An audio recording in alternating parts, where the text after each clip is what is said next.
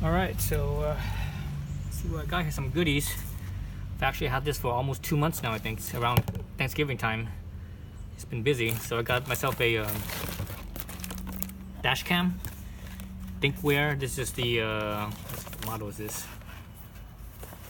This is the F800 Pro D+. So I think this one is exclusive to, oh shit, where did I buy it from? I bought it from folks up in Canada. What was the name of the place? Black Box My Car. So I got it from them. So this is the Pro model, basically, or the Pro D+ model. So basically, what it comes with is it comes with an extra power plug. So this is if you hardwire, right? You hardwire the dash cam in. So basically, there's three wires, right? One is hot or positive. Actually, this one is these are both positive. This one's constant positive, and this one is only when you turn on the key positive. And this one's the ground, and obviously this side is where you plug in the camera. So it comes with 2 of those. I guess if you want to, if you don't, so you could do like a sort of a switcheroo between cars, I guess. So I'm not gonna do that. I'm just gonna use one only. Obviously, it comes with the main body camera here. So it's pretty sleek, I think. Yeah, this little tilt thing. So just a little plate here. That you clip on here with the 3M VHB, very high bond. And you stick it onto your windshield at whatever angle it is, and you could adjust this camera. So there's the main camera. So I got 2 channels. So basically, I also have a review one. Since I'm putting this in the Miata, I'm not sure if I'm gonna put this on the rear window or not, because when I have my top down, this is gonna be useless, right? So I probably won't do that. I think I'm gonna put this on the windshield and also, but facing back. So basically, it's gonna be an interior. It's gonna show interior, and hopefully I could make it so that I could align the lens well enough that it could point out the back in the center, out the window, or when I have the top down out the back. Hopefully I could get that. I'm not sure how well that's gonna work, because there's not much space back there because of the wind blocker. So there's those 2. And obviously it comes with a wire. This is a micro USB. This is what these things are. All the connections on here. It's a micro USB. I believe that's what you call it, micro USB. So on both of them, both the back camera and the front camera, micro USB as well. Then there's the power supply plug. So this is the micro USB for connecting to the front and the back. Since I'm gonna basically be connecting both of these things in the same spot, in the same location, I need to order myself another micro USB that's really short. That's like a 6-inch shortness, because this one is really long. This one's probably, I don't know how long it is, but if I were to guesstimate, this one's probably like at least a 10-footer, or maybe even more than that, but probably around 10 feet or so, maybe 12 feet. So that, it comes with power plug that you could connect into a cigarette lighter. So instead of using the hardwire method, if you don't want to do that, because this method you actually have to you have to find where the connectors are now and do some some connecting on it, put plugs and stuff on it. But this one is just plug into the cigarette lighter adapter, and you're good to go. So you don't have to do anything else. So I'm not sure if I'm gonna go this way or not. I might actually go this way, because on the Miata, in the passenger footwell area, they have a little plug there, so it's really out of the way, and you really, once you plug this in, you really don't notice it. You can't see it. You can't see it, so it won't be intrusive. So I might go this direction instead, so that way I don't have to do all that. I don't have to worry about plugging all this other stuff in. That's a lot of work. As I get older, I'm getting more and more lazy. When I was in my younger days, I wouldn't have done this. I would have for sure I would did it this method, but I might do this. But I'm not sure if the power plug is if the cigarette plug has power or not when the camera, or excuse me, when the vehicle is parked. So because this dash cam can stay on when the vehicle is parked, it'll drain the battery, but the good thing with this is that you actually program it so that way once the battery drops a certain voltage, it will actually shut off. So that way when you go somewhere like a shopping center and you park your car and someone bumps your car while it's parked, if the camera's off, you can't see nothing, but with the camera still on, it still catch stuff. So I have to double check if there's power to this or not. If not, then I have to use the hardwire. Let's see what else does it come with. It comes with two plates. The non D plus only comes with one. Also, this D plus also comes with a polarizing lens for the main lens. So that's kind of cool. I think it's a polarizing lens. Let's see. Is it polarizing or it's just a filter? Not sure what type of filter it is. It might be a polarizing filter. CPL filter. So I'm not exactly. Yeah, it is. ThinkWare circular polarizing filter. So yes, polarizing filter. So that way that reduces the glare. So that's cool. What else is in here? Extra VHP. Some more VHP for looks like for the cables. Comes with this little USB, regular USB A to the micro card, because this thing is the flash card here is using as a micro SD card, and it actually comes with a with a 16, but with this Pro package plus D plus, it also gives you a 32. So I'm gonna use a 32 instead of the 16, so you get more hours out of it.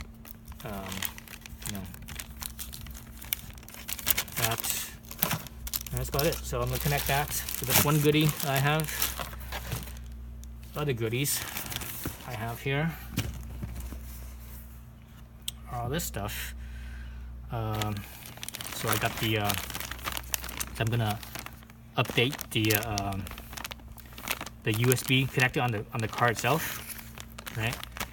So I have all that going on, so that way I could use the Apple Play, right? Apple Play, and that way it works for Apple Play and Android Auto, I guess you call it.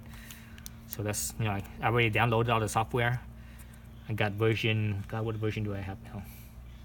I don't even remember what the number is called. But anyways, so you have to do all the software upgrade first. Once you do all the software update, then you can put in the hardware. If you put in the hardware first, it will brick your hardware. So you can't use, if the hardware sees the old software, the old firmware, it will be stuck at that old firmware. You cannot use it for the newer firmware. So you have to put the firmware in first, then you put the hardware in. So it does that. So it updates so that way it could use Apple CarPlay. Because I have an iPhone.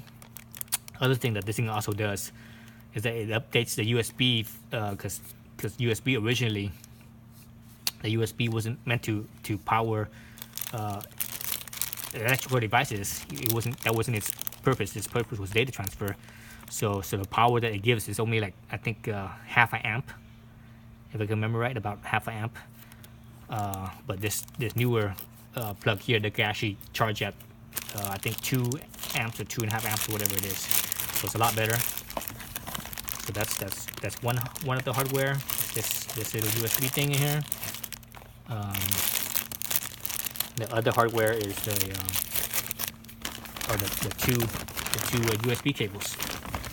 Let's set this down here. It's kind of closer to the camera. So the 2 USB cables. So you gotta change those 2 as well. And what's the difference is because Apple actually, for everything to be compatible with the Apple CarPlay, it's not just a USB plug itself. There's actually a chip in here. There's actually a little chip in here that makes it work with the Apple CarPlay. Without that, it won't work at all. So that's why the old one, the original one, doesn't have that chip. And obviously, also you need the cables itself too, because it's cable how it's routed and everything. It's all basically, you require that for all one unit for it to work. So I'm gonna keep putting that in. Let's see, I got myself some speakers. So I know at least my car anyways, it has the Bose speakers, and Bose speakers, you know, from a quality sound standpoint, they're horrible. You know, Bose is not known for quality sound. What they're known for is volume, you know, loudness, basically. Loudness in a small package. So Bose, you know, their speakers are usually very small, but you know, it has a lot of sound, you know, a lot of volume, a lot of noise. Sound level is higher for its given size, but the sound quality is pretty shitty. So I bought this JBL component speakers to replace the door, the indoor, and also the A pillar. So I'm gonna do that, so that way the sound should be a little bit cleaner. And hopefully this one works, and hopefully the impedance is okay. You know, the impedance on this thing is the ohms is what's the ohms on this thing? I don't remember what the ohms is. I think this was 2 ohms or something like that. Let's see, does it say on here somewhere? Blah blah blah. 60 watts RMS, 80 watts peak, 180 peak. Frequency response. Here it is, impedance 3 ohms. Well, that's kind of high. I could have swore I've got a 2 ohm one. So anyways, the Bose speakers, the factory speaker is I think it's 1.3 or something like that, a little bit below 2 ohms. But since I'm gonna separate these as components, and I also got which leads to my next thing. I also got these amplifiers here from Rockford Fosgate. These are pretty neat. This is kind of trick, the newest technology. So I'm gonna use these things. These things will have a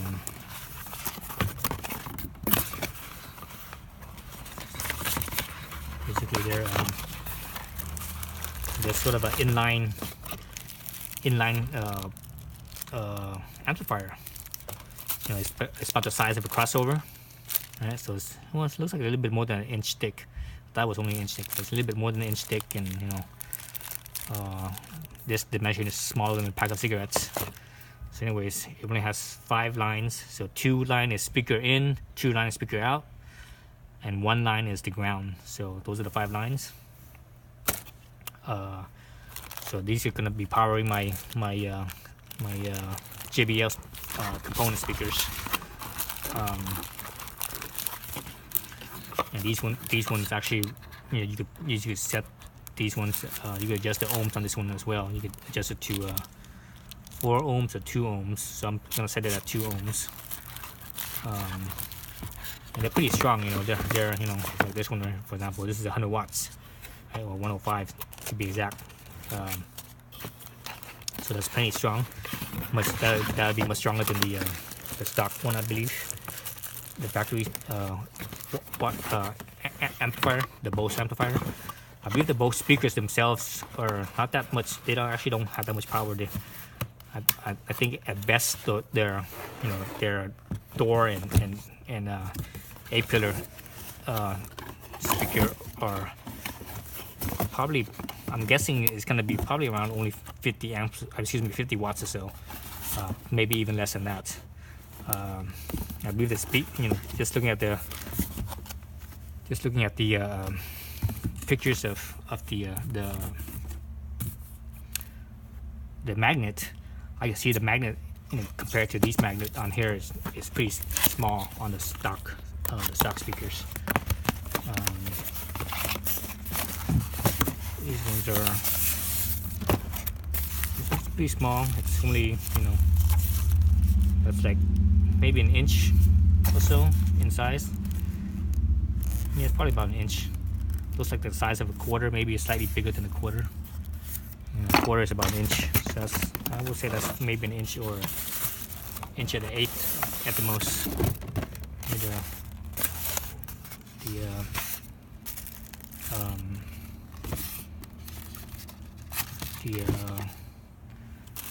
Basically the mid ranges, so 60 watts RMS.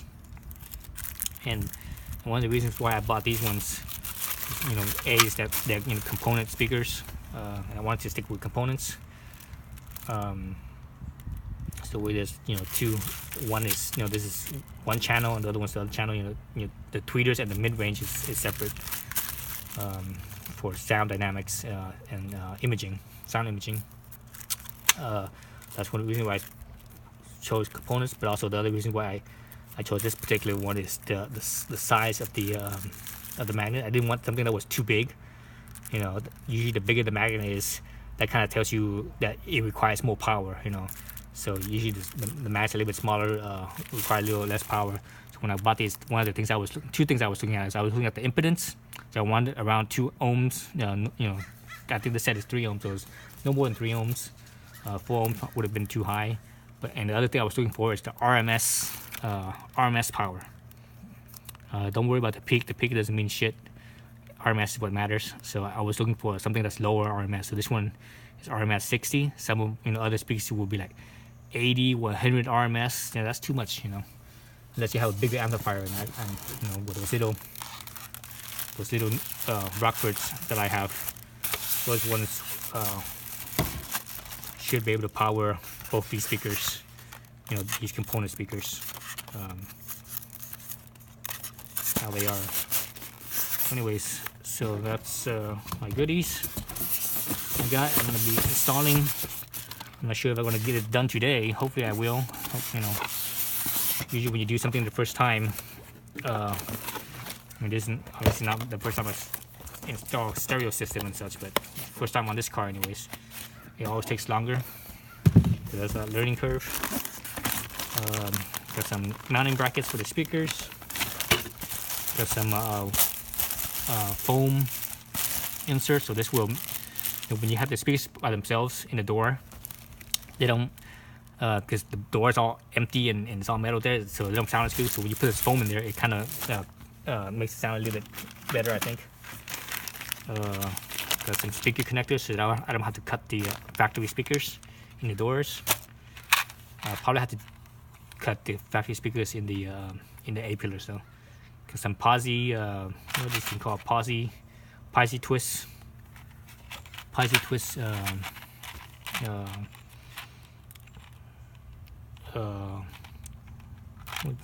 Posi twist connectors.